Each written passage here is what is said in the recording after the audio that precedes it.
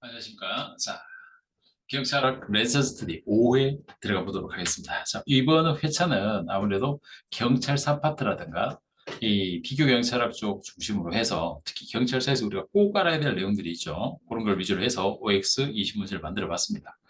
자, 어떤 학생들은 상담을 해보면은 특정 파트가 약하다라고 하는데 이렇게 우리가 랜선 스터디를 토대로 해서 꾸준히 파트별로 점검해 가면은 그 약점들을 충분히 커버해 갈 수 있을 겁니다. 자, 점수를 떠나서 과연 이번에 어떤 문제들이 나왔는지 OX에서 제가 선발해 놓은 문제들은 주로 좀 좋은 문제들, 그러니까 허접하고 아주 잡다한 문제들은 아니다라고 그렇게 아시면서 각자 학습의 토대로 잘 활용하시면 좋겠습니다.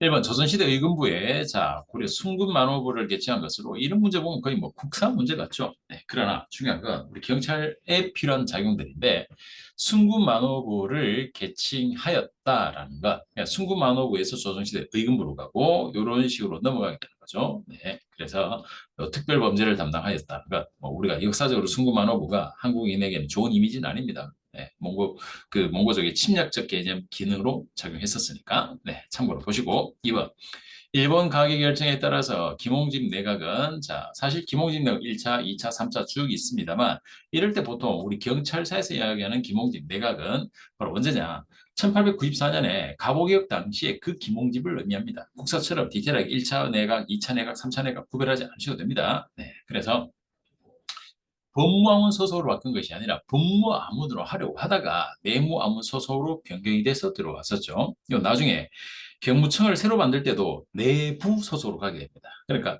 역사적으로 한국은 이 경찰 기능을 내무부, 내부 산하의 지금은 행정안전부가 되겠죠. 이런 소속으로 두는 전통이 굉장히 강하다라고 같이 정리해 주시면 좋겠습니다.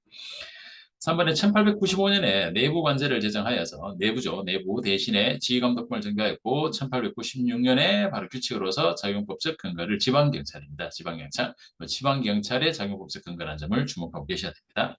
자, 됐고 광무개혁 당시인 1902년에 독립된 중앙청으로 경부, 자, 경부가 설치되었다라고 하는데 경무청에서 경부로 격상되어서 설치되는 것은 1900년의 이야기죠. 1902년에는 다시 경부가 경무청으로 격화되는 거죠. 경무청, 경부, 경무청 이런 순서로 격화됐다, 격상됐다, 격화됐다 이렇게 한번 내려가게 됩니다. 이 과정에서 나타났던 것들이죠. 그래서 연도에 대한 부분들이 잘못됐죠. 하지만 여기서 중요한 건 요 경무감독소 지휘관의 이름이 이 경무감독소라는 거 중요하니까 꼭 기억해 두십시오. 경무감독소. 5번 경무청 관제직장. 자, 여기는 행정경찰 규칙 위경죄 직결례를 혼합하여 만든 최초의 작용법이 아니라 말 그대로 경무청 관제직장은 작용법이 아니고 뭐다? 예, 기본적으로 이 조직에 관한 조직적 근거를 갖고 있는 거죠. 작용적 개념에 있는 것은 행정경찰장정이죠. 예, 조직이냐 작용이냐 꼭 구별해야 됩니다. 확인해 두시고 6번에 자 경찰 사무에 관한 취급서에 한국에 있는 외국인에 대한 경찰 사무의 지휘감독, 제한국 외국인이냐, 제한국 일본인이냐에 따라서 달라지는 거죠. 예, 그래서 이것은 제한국 외국인에 대한 것까지 일본이 권한을 넓혀가는 것, 이거는 바로 외국인이라는 경찰 협정이 되겠죠. 취급서가 아니고. 취급서 당시에는 어디 한국에 있는 일본인만 그 다음에 외국인에게 대한 것까지 넓혀가는 거죠. 일제의 침탈, 경찰권이 점점점 확대되고 우리 입장 뺏긴 입장입니다. 나중에는 경찰 권한 전체를 1910년 되면 완전히 박탈해 가버리죠. 이런 과정이 있습니다. 그래서 제한국 일본인이냐, 제한국 외국인이냐, 이 점을 꼭 주의해서 객관식에서 구별을 해두세요. 네. 자, 7번입니다. 1890년 한성과 부산 간의 군용 전신선의 보험 명목으로 일본 헌병이 주죠. 헌병이 나오면 주둔하게 된 이유, 그리고 주둔지가 어디냐, 이걸 꼭 구별해줘야 되겠죠. 그래서 헌병의 역할까지 넓혀본다면 헌병은 사법경찰을 제외 아니죠. 이 당시에 헌병은 사법, 군사, 행정, 일본 집단리까지 다양한 기능을 다 포괄하는 그러한 우리나라를 통치하는 중추적 역할을 했었죠. 네. 8번입니다. 미군정 시대에 한성과 부산 간의 군용 전신선 배움 아니고 미군정 시대에 경찰의 이념이 민주적 요소가 도입되면서 최초로 1947년에 구인으로 구성돼 우리 미군정 시대 위원회는 6인입니다. 6인. 9인이 아니죠. 오직 이 중앙경찰위원회 이때만 6인이고 나머지는 다 제가 뭐라고 하죠? 홀수다. 그렇죠. 또 중요한 건 경제와 고등경찰의 사무. 자, 이런 경제 고등경찰은 폐지되고 새로 들어온 건 뭐였습니까? 그렇죠. 바로 대표적인 정보경찰이 신설되는 거죠. 네, 그 주의해 두셔야 됩니다. 9번, 일제강점기에 일본 식민지의 중추기관이었고 총독에 주어진 명령재령권자. 총독이냐 경무총장이냐를 구별하죠. 조선 총독부니까 일본 황해 천황의 직접적 지휘를 받는 재령권, 그리고 거기에 따라서 근거한 경무총장이 주는 명령권. 재령권이 위에 있고 그 다음에 명령권입니다. 그래서 틀렸죠. 자, 1910년, 자, 1910년 통감부가 설치되면서 헌병은 일본의 현병조례에서 군사경찰 업무와 사법경찰 업무만 아니고 다 했다. 행정경찰이 다 했다. 자, 11번. 중경 임시정부 때 내무부 아래 경무국, 경위대. 경무국, 경위대가 아니고 요 별도의 경무국 국으로 가면 안 되고 중경 때는 임시정부 체제가 상해 시대보다 더 줄어듭니다. 그 유명무실화되는 거죠. 그래서 경무과 레벨이 좀 더 작아집니다. 경무가. 중경 때는 사실은 큰 역할을 했다고 할 수는 없겠죠. 네.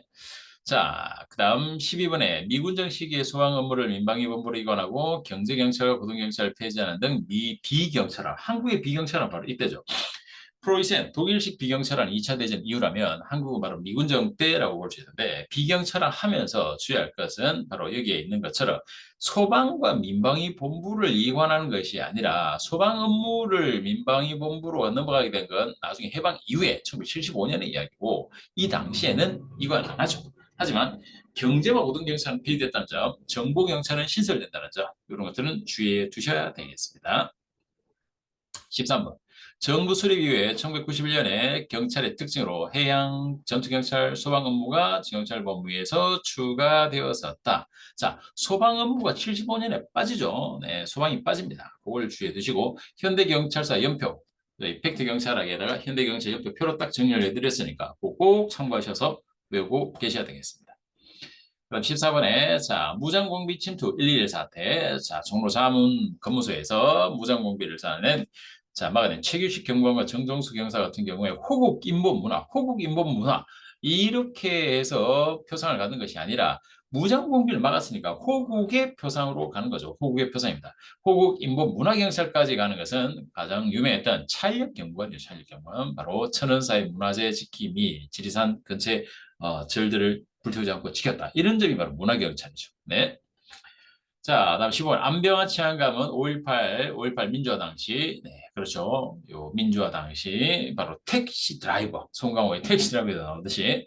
그래서 이 표현들, 분산되는 너무 추적하지 말고 부상자를 발생치 않도록 하고, 연행 과정에서 학생에게 피해가 없도록 유의하라고 지시했다라는 것. 네, 요거 아주 유명한 어록이죠. 확인, 체크.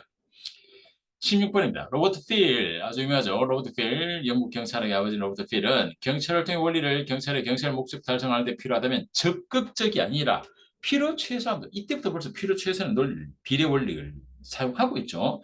적극적으로 하라. 이런 것들은 없습니다. 우리 경찰에는. 17번. 국토안보부입니다. 자, DHS는 9.11 테러 이후에 대테러기인을 통합하기 위해 재무부 소속으로 있던 담당하는 SS를 창설한 게 아니라 시크릿 서비스, 굉장히 폼나죠. SS는 언제 있었다? 이 SS는 미국 건국 초기에 화폐 위조 단속과 관련해 가지고 재무부 소속으로 들어갔다가 9.11 이후부터 이 국토안보부 소속으로 개편돼 들어오죠. 그래서 미국의 전체적인 이 국토안보부의 기능이 점점 강화됩니다. 두 축. 법무부 중심, 국토안보부 이 두 개 축으로 지금 미국은 점차 이 공권력을 강화시켜 가고 있는 구조였죠. 9.11 테러가 그 역할을 했습니다. 18번 FBI는 인문원 공무원의 신원조회와 범죄 통계를 작성하여 지방경찰, 자 연방과 미국의 지방경찰은 지휘명령 관계가 없다라고 했죠. 상호 협력적 관계지 어느 한쪽이 지휘명령하는 것 없습니다. 네, 그것만 확인하고 계셔도 됩니다. 19번에 자 연방헌법보호청은 경찰권과 범죄수사권이 없고 따라서 법률상 집행 업무를 할 수가 없죠. 이 독일입니다. 미국과 달리 연방헌법보호청이 갖고 있는 여러 가지 독특한 정보 수집 기능만 갖고 있다고 했죠. 여러분들 수업 시간에 한번 아주 자세히 설명드렸으니까 그 내용을 확인해 두시고 자 프랑스입니다. 프랑스 군인경찰. 프랑스는 또 국가 중심적 경찰제이면서 꼬미운으로 대표되는 인구 2만 미만의 지역에 대해서는 뭘 하고 있다? 군인 경찰을 운영하고 있는 특별한 나라죠. 네, 그래서 20번 맞습니다. 자, 이렇게 해서 이번 5회차 랜선 스터디 잘 보셨나요? 네, 이렇게 해서 비교 경찰까지 하고, 자, 다음 6회, 6회에서 또 뵙도록 하겠습니다. 6회 신청해 주시고 지인들에게 많은 추천 바라겠습니다. 수고하셨습니다. 네.